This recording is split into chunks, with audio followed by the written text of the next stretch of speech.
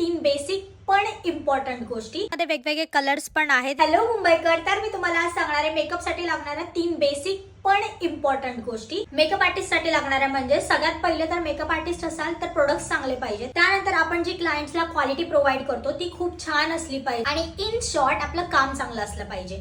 So guys हे first झालं. आणि सेकंड थिंग म्हणजे लाईट्स. ज्या रूम मध्ये प्रॉपर लाईट्स असतील त्या रूम मध्ये आपण प्रॉपर मेकअप करू शकतो. सो गाईज आपल्याकडे प्रॉपर लाईट्स असणं इम्पॉर्टंट आहे. त्यावे मी आतापर्यंत लाईट्स कधी घेऊन नाही गेलीये ब्राइड्सच्या व्हेन्यूवर, पण ते घेऊन जाणं खूप जास्त इम्पॉर्टंट झालंय. आणि थर्ड इम्पॉर्टंट थिंग म्हणजे कॉन्टेंट क्रिएशन.